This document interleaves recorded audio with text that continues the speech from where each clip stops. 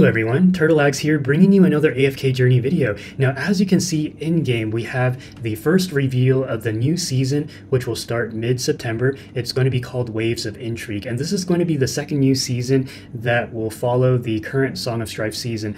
I'm super excited for this because it looks like it will be pirate-themed, and you know me, I love the sea, I love the ocean, and this could be an indicator that actually this next season will prioritize both the Graveborn faction as well as the Lightbearer faction, which have different heroes like Niru, like Vala, and others that actually fit very much with the pirate themed. Also Salazar, right? He's kind of like a pirate.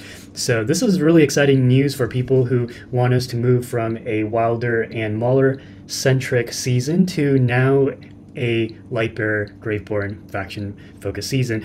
And this is perfect timing because I had actually planned to give you an update on what I believe to be the optimal wish list for when both Mikola and Lily May enter the standard wish list. And I do want to give a shout out to the cooks of Analytica who posted this really beautiful and very well thought out visual guide of basically what heroes they recommend you prioritize for your wish list when the Waves of Intrigue season begins. So I will actually use this as a template. I did, of course, write down copious notes. As you can see here, I have 2 pages of notes at the ready to basically give you my thought process behind what I believe to be the optimal Waves of Intrigue wish list. So without further ado, let's begin with the S-rank Lightbearer heroes. So here, Analytica recommends that you go Vala and Temesia first. I think there is merit to starting off with this, certainly for Vala, because Vala is very relevant in both the second half of most Primal Lords, because she's able to enter her melee stance when any enemy dips below 50%, allowing her to do extra damage and go Super Saiyan. And then Vala is also very viable in a Lightbearer team, and she is very splashable in any arena PvP team, especially in combination with heroes like Rainier, heroes like, Sylvina, who are able to surgically eliminate an enemy real quick in the back row usually. So Vala, definitely an S-rank Lightbearer you should have in your initial wish list. And then as for the second Lightbearer, I actually think that Rowan is the better choice, followed by Cassidy, then Temesia. And the reason for this is because Rowan, he is just too important. Even though you can theoretically purchase him from the arena store, as you can see here, but I still think you should prioritize him because with Rowan, what's really cool about him is that, let's say you're, AFK stage pushing, for instance. If you were to ask any hardcore AFK stage pusher what is the most efficient and quick way to reliably clear an AFK stage, they would say something like Olmus, Lumont, Aeron as a crowd controlling core, followed by either Arden Carolina if you want to auto a stage, or if you wanted to manual a stage, you would instead of Arden Carolina, go Rowan Smokey. Because what you'll do is you'll crowd control the enemies into Smokey's blue aura. Rowan's going to accelerate the pace of your ultimate generation, right? The availability of your ultimate by giving energy to, up to 3 of your allies at any given time. And this allows you to get your Aeron ult faster, your Smokey ult faster, right? Before the enemies go into their ultimates, so notably like Shakir, Satrana, so Brutus, So I would say, and also not just for AFK stages, but his flexibility in the early phases of Dream Realm, being able to combo for low investment accounts with the likes of, say, Cecia, who new accounts will run in the early stages of, arena PvP as well as Dream Realm. Rowan does also synergize well with Haywin, allowing her to get her ultimate up very fast. That way, if you're trying to stabilize in an arena PvP situation, Rowan is one of the most flex supports in the game and one of the most unique supports in the game. No other support, to my knowledge, can energy battery the same way he can. So he's just too important. So my point is you go Vala, Rowan first. That way you're on a nice foundation, right? And then after that, I would go Cassidy over Temesia. The reason, because even though for Cassidy you can also purchase her from the arena store, the fact of the matter is that Cassidy arguably has more synergies that allow her to be very relevant in, say, like the early phases of Dream Realm, where you're having her Blessing of Tidal Strength or Odie, or Blessing of Tidal Strength or Ulsa, in order to have a good Dream Realm score. Not to mention, she's also relevant in AFK stage pushing, where you use her ultimate to tidal wave the enemies into Smokey's blue smoke. Not to mention, she's also useful in the Dream Realm, so and you can also run her in arena PvP to a certain extent. Temesia, what makes her shine is that in this season she got one of the best season skills in the game, where she was able to increase the physical damage taken by anyone she hit by 20%, which allowed heroes like Merrily, like Vala, Shakir, even any physical damage dealer to do extra damage to any enemies that Temesia was able to hit. But, you know, with the Waves of Intrigue season, what will happen is that all of these heroes will have a brand new season skill. And because Temesia's base kit is pretty lackluster in the sense that her Supreme Plus ability is actually one of the worst in the game. Her physical defense shred after hitting the enemy 6 times is a meager 6% physical defense shred. I mean, Rainier would laugh at that, right? So Temesia unfortunately just doesn't cut it if her season skill is a shadow of the Song of Strife season skill. So for this reason, in a nutshell, Vala Rowan first, followed, and then once you get one of them to Supreme Plus, swap with Cassidy, and then swap with Temesia. Okay, and then for the A rank Lightbearer heroes, I would still agree Merrily Corrin, and then I would agree followed by Lucius, because Lucius, if you wanted to go a Lightbearer faction team in a Supreme Arena scenario, then Lucius is going to be a necessary tank for you, a very good shield bot who is able to do very well, and even if he misses, he loses out on a very nice Song of Strife season skill, you know, you will still see him from time to time in a Lightbearer-centric arena PvP team. And then after that, it would most likely be Walker, because Walker does have an important role in both the faction tower, the Lightbearer faction tower, as well as the new, you know, the Centipede boss that you know, is in the test server right now. That is faction bonus.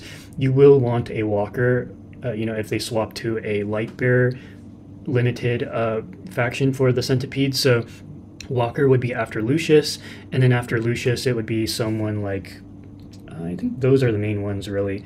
Okay, and then moving on to the Mauler S ranks, I agree 100% with Smokey and Nicola. The reason because currently Smokey, based on my calculations, is best in slot for 5 out of 6 of the Dream Realm bosses, and then for the Waves of Intrigue season, he will be best in slot for, I anticipate, 5 out of 5 of the Dream Realm bosses, assuming that the Lone Gaze and you know, Alpha Bear rotate out, and either the Crystal Beetle or some novel Dream Realm boss rotates in. I think Smokey will still be best in slot there. So Smokey will be very important, and Nicola currently is viable in at least 4 out of 6 of the Dream Realm bosses, but with high highs, she is able to be viable in 6 out of 6 of the current Dream Realm bosses. And then post-rotation, when we enter the Waves of Intrigue season, then I anticipate she will be best in slot minimum for 3 out of 5 of the Dream Realm bosses. So Nicola definitely makes a lot of sense. And then after you get either Smokey or Nicola to Supreme Plus, just kind of pulling up the wish list here, I do think that the next hero you want to work on, okay, so they're saying Shakir and Ulsa, which I can totally understand because Shakir is currently best in slot for 2 out of 6 of the Dream Realm bosses, and he's also a very important counter to Thorin in Standard Arena, to Aaron in Standard Arena, to even Lily May in Standard Arena and Supreme Arena for all of the above that I just stated. So Shakir is very important. Ulsa, it has a niche in the sense that she does work very well in an Aaron comp. She's more seen in a Supreme Arena map to Raging Duel formation, so you know, she combos very well with the likes of Aaron, Olmes, Arden, any hero who does crowd control. Also hits pretty hard and supplements with her own crowd control. So Shakir and Ulsa make a lot of sense. I would also say that, you know, get at least 1 copy of Brutus early on, as they suggested up here, just to make sure that you have that, you know, Brutus in your back pocket to hold down the fort for 5 seconds in any high deficit pushing AFK stage situation.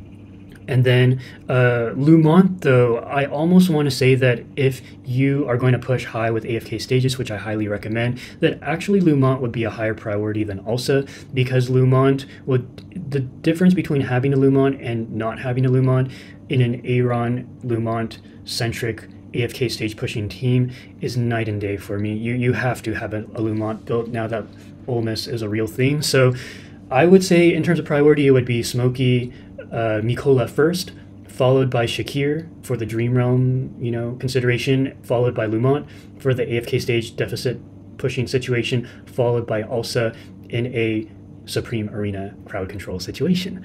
So now moving on to A ranks, we have, and let me just double check here. Okay, just making sure I didn't overlook anything. So for the Mauler A ranks, I would agree 100%. Odie, Coco would be the priority, because Odie, he's one of 2 heroes that's able to delete enemies off the map, which makes him very useful for AFK stage pushing, makes him useful for arena PvP, and it also makes him very useful, not the deleting portion, but just his DPS output in a non-endless mode situation. He will be best in slot for a couple Dream Realm bosses in the first month or 2 for Waves of Intrigue season. So Odie, definitely work on him. Coco, I anticipate, will be best in slot for 5 out of 5 of the Dream Realm bosses when Waves of Intrigue comes out, if Song of Strife was any indication. She will be very necessary in AFK stage pushing, and she will be necessary in arena PvP. And in the end game, she will be best in slot for at least 1 out of 5 of the endless mode Dream Realm bosses. So Coco, definitely. Now, once you have Odie or Coco Supreme Plus, then I think there is merit to swapping them out to either a Kruger, as suggested by Analytica, or a Saturana. Although I do have to say that Saturana is more of a faction tower unit, because she is a very reliable tank who's able to serve as a true blue tank, shielding any ally that is in a pickle. Kruger, is very important for if, in the early phases of the Dream Realm boss meta where you need a physical defense shredder, then he is the best physical defense shredder, applying a 40% physical defense shred. But my memory is kind of foggy as to how relevant Kruger was early on. He's irrelevant now in the end game for Dream Realm, so his utility is kind of questionable now. But we'll see. I mean, in a drill run setting where they have like a physical meta instead of the current magic meta, then I can see Kruger stock going up. But if they don't improve the rewards for drill run, then I anticipate the optimal rotation would be Odie and Coco first, followed by Entendre, followed by Kruger, in my opinion. Seth, I think the reason why they went with Seth was they wanted you to build a hero who was capable of countering certain Wilders, because, if Wilders continue to be dominant in a PvP situation and you do not have a Shakir built yet, then Seth could be quite useful. But honestly, I have Seth fully built, and with a Shakir, you don't need a Seth. Okay, so moving on to Wilders, they're recommending Lily May and Aaron. I agree with that 100%. Lily May is meta warping because she is currently best in slot 5 out of 6 of the Dream Realm bosses. Once the Lone Gaze and Alpha Bear rotate out and a new Dream Realm boss rotates in, I still anticipate she will be 6 out of 6 or 5 out of 5 in Dream Realm. She's going to be relevant in any Dream Realm boss that needs damage. Yeah, and not to mention she's incredible in arena PvP. She does have a niche role in AFK stage pushing. I've done it before, although rarely, so Lily May, just a force to be reckoned with. You need to have her. And same goes with Aaron. He is meta warping in any arena PvP situation. He is a must for AFK stage pushing, however way you slice it. So yes, I agree with this 100%. And then afterwards, I would say I agree with Haywin, because Haywin, you need her for AFK stage pushing. You need her in standard arena, Supreme Arena, and she combos very well with Rowan and Coco in a PvP situation. So yes, Haywin for sure. After Haywin, then I would say if it was between Granny and Florabelle, if you want to go Florabelle because you want a zoo comp for Supreme Arena, as well as running her in AFK stage, multi-stage pushing, then I think Florabelle makes a ton of sense. Granny makes a ton of sense too, because she is used sometimes in map 2 of an Aaron crowd control comp in Raging Duel especially, and then she is also good in AFK stage pushing.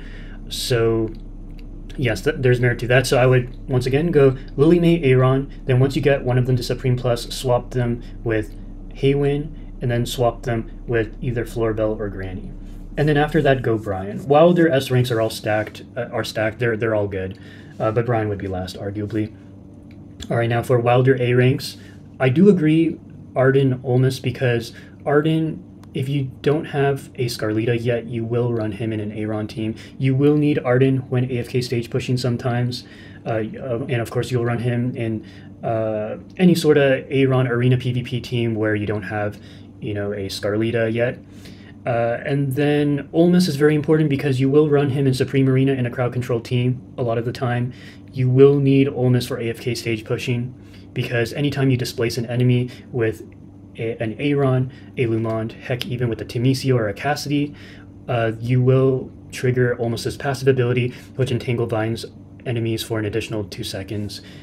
Yeah, Olmus is amazing. And then afterwards, then you go Damien, because Damien is one of the best solo healers in the game. So, you know, you will run Damien in an arena PvP situation. You don't really run him anywhere else, but because he is a very good solo healer, and has very good crowd controlling capabilities, so yes, Damien would be the third.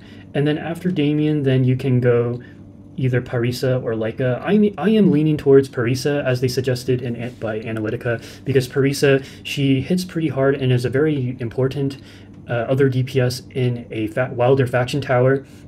She also has very good synergy with Dionyl, and probably would be my partner of choice for Dionyl even over Leica, just because Damien can also provide a temporary buff, albeit a little bit slower, but at least with Damien you also got the recurring heals as well as all the crowd control. So in a Dionyl comp, I still prefer Parisa over Leica. But then Leica would be next. Leica would be the 5th Wilder A rank. Okay, and then we're almost done here. So for Graveborn S ranks, I do agree with Analytica that Thorn for sure, because Thorn, you do need him for Arena, and he is best in slot currently for 1 out of 6 of the Dream Realm bosses with the King Croaker, right? Actually, technically he's 2 out of 6 due to his season skill, but post-rotation into the waves of Intrigue, if his season skill isn't as broken as the Song of Strife season skill, he will be best in slot for 1 out of 6 of the Dream Realm bosses. So, but he is a force to be reckoned with in arena PvP, and he will be relevant in the initial stages of AFK stage pushing. So yeah, Thorn, a priority for sure. Carolina, actually, I have been running her a lot in AFK stage pushing, and I think I'm past 2600 AFK stages now. So for this reason, I do think, you know, given that she is still necessary for AFK stage pushing, and she is very good in a Supreme Arena situation, and even a Standard Arena situation as well. So for this reason, yes, I can agree with that, Carolina. Now, Ludovic, I think he is worth getting 1 copy of, which I think they recommended in the top here. Yes, they did. And the reason for that is because he at 1 copy is a surprisingly bursty healer. You almost think that he has damage mitigation built in, even though technically he doesn't, just because his heals are so bursty that it almost feels like you have 36% damage reduction. That's how reliable his heals are. So Ludovic, I do like a lot. If you were to go Thorn Ludovic from a practical perspective, just because you feel like, oh, you know, Carolina, I won't get her true value until Mythic Plus, I kind of want to go Thorn Ludovic instead, then I can totally respect that. So you can go either Thorn Ludovic or Thorn Carolina initially, then swap to the other that you didn't pick, and then afterwards you can choose either Igor or Cessia. If you're talking about like Faction Tower Graveborn, you will need both. So just get probably Cessia next, just because you get a free copy, and then go Igor. In endgame Supreme Arena, like top 5, the ones that the Leviathans play, Igor is used by 3 of the P4 Leviathans on my district, and Cessia is used in 0 of the P4 Leviathans in my district. So just to kind of put some context there, but you'll need both. All right, so and then finally moving on to A ranks, the only hero you really need is Sylvina, but because you can choose 2, so you can go Niru. That makes a lot of sense because Niru is used in the Graveborn faction tower, and then followed by Viperian, as they recommend here, and then Salazar. Salazar is actually used in some Graveborn faction towers, so you can build all of them eventually, that's fine. All right, so the other thing that I wanted to touch on was the Stargaze Station. I think this is very important. So let me go like this. Well, there's Talene peeking off in the corner here, but the main heroes, 3 heroes that you want to prioritize are Rainier, Frusto, and Scarlita. Now here they're going like in terms of maxing, you go maxing Mythic plus Rainier first, then you go Supreme plus Frusto, then you go Supreme plus Scarlita. Now, from a practical perspective, I think what is also respectable if you want immediate value is to go 1 copy Foresto, 1 copy Scarlita, then go Mythic plus Rainier, then say like Supreme Foresto, and then Supreme plus Scarlita. The reason for this order is because 1 copy of Foresto is actually really valuable. You know, I was rocking a Mythic plus Foresto for the first week of his release because I just did not have any Stellar Crystals, but I was already running him in AFK stage pushing most of the time. And then Scarlita, you have to get her because in an arena PvP situation, if the opponent has a Scarlita and you don't, you pretty much need to bring at least 2 heroes to counter a well-invested Scarlita. So, you know, if you value the arena coins, you have to get Supreme plus Scarlita to at least maintain parity. But a Mythic plus Rainier will be viable. Well, he's viable right now in 3 out of 6 of the Dream Realm bosses, and post-rotation into the waves of Intrigue, he will be valuable in at least 3 out of 5 of the Dream Realm bosses. So he will still be a Dream Realm hero, but Foresto currently is best in slot 5 out of 6 of the Dream Realm bosses, which is even more than Rainier. And post-rotation into Waves of Intrigue, he will be best in slot for 5 out of 5, maybe 6 out of 6 of the Dream Realm bosses. He's that good. And then for Scarlita, once she loses her season skill, she will drop from best in slot 2 out of 6 of the Dream Realm bosses to 1 out of 6. You know, basically King or Skyclops, I'm sorry, she'll still be viable even without her season skill. However, in an arena PvP skill, you need her. I think because Dream Realm is still the priority, you know, due to the temporal essences, you still have to go Mythic plus Rainier, followed by, I would say, just Supreme. Foresto is fine, although Supreme plus Foresto could give you the damage you need to really solidify yourself in top 10. But Supreme plus Scarlita, you may want to get started on her as soon as possible. That way you don't get obliterated completely in arena at, you know, the top 100s. And then after a Scarlita, they're saying Talene here, which I can totally respect. I know it's cut off, I'm sorry. The reason you go Talene is because currently Talene is best in slot 1 out of 6 or maybe 2 out of 6 of the Dream Realm bosses. She's very relevant in Supreme Arena right now. And actually, if you invested in her, she is also viable in regular arena. AFK stage pushing, she's actually used sometimes in multi-stages, sometimes even in regular single stages, especially with a Ludovic, but sometimes not even with a Ludovic. You can go, you know, Coco, Rowan, Smokey, or like a Rowan, Smokey, Haywin, along with a Talene if you're trying to turtle up and just, you know, burn down the enemies. That I've done that before. So that is the argument for Talene. And then after Talene, you know, the remaining Celestial Hypogeans, which would be Burial and Diurnal, neither of them are viable in Dream Realm. However, Burial is used for AFK stage pushing, and he is arguably the more splashable of the 2 Celestial Hypogeans if you want to, you know, splash them in, say, like an Aaron comp or, say, like a Divine comp. And then Diurnal, he's more of like, okay, he wants his own unique partners like Parisa, you can actually run him in combination with like an Aaron Olmus. You know, that is very powerful. I would say if you want to go over the top with just dominating Supreme Arena, then Diurnal might be the better choice than Burial. But from a practical, more bang from your buck perspective, Burial would be the next one after Talene because of his AFK stage pushing capabilities, as well as being viable in PvP. So that pretty much wraps it up for this video. Guys, thank you so much for sticking around to the end. Let me know in the comment section below if you would argue with any of my points, or if you agree with my points, that'd be nice too.